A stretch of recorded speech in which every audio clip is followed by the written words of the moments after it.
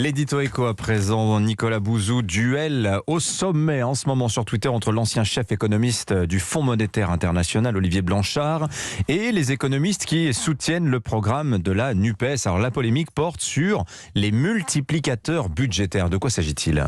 Oui, duel au sommet, Dimitri, vous avez raison. Alors le sommet, c'est quand même surtout pour Olivier Blanchard, qui est l'un des professeurs d'économie les plus connus au monde et dont la vision économique est plutôt keynésienne et redistributive. Donc si je schématisais à outrance, vous me pardonnerez, je dirais qu'il a plutôt une sensibilité de gauche. Alors le problème est le suivant. Le programme de la NUPES repose sur une relance budgétaire colossale de 250 milliards d'euros.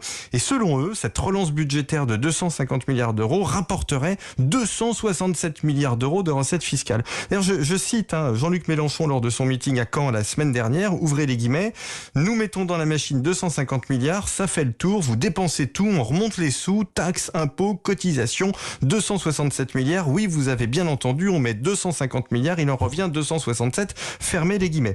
Alors Olivier Blanchard explique que quand on met 1 euro dans l'économie, en dépenses publiques, on récupère un peu plus de 1 euro en activité économique, mais pas en recettes fiscales. Ce serait formidable, mais malheureusement, les choses ne sont pas aussi idylliques que ça. Sinon, la vie économique serait très simple. Oui, ça ressemble à un contresens donc de Jean-Luc Mélenchon. Donc le programme de la NUPES créerait en fait un énorme déficit budgétaire, Nicolas ?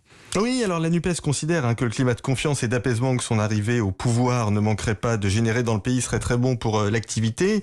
La coalition estime aussi que les très lourdes augmentations d'impôts qui financent une partie des dépenses publiques n'auraient pas d'effet négatif. C'est évidemment faux, toute l'expérience le montre.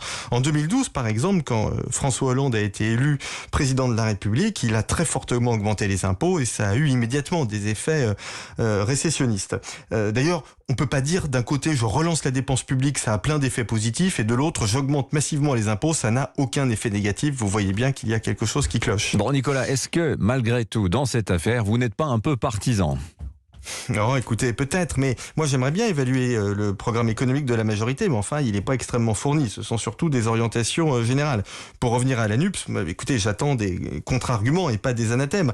L'autre problème d'ailleurs soulevé par Olivier Blanchard, qui est évidemment très juste, c'est de dire que relancer l'économie quand il y a de l'inflation et quand les entreprises n'arrivent pas à recruter, eh bien ça aggrave justement les problèmes d'inflation. Bref, honnêtement Dimitri, tout ça n'est pas très sérieux, la situation économique elle est dangereuse, on est entré en période de stagflation, les taux d'intérêt remontent, les finances publiques risquent de dégrader. C'est quand même moins le moment que jamais de dire des choses à la légère. Merci beaucoup Nicolas Bouzou. On vous retrouve vendredi. Excellente journée. 7h19 sur Europe 1.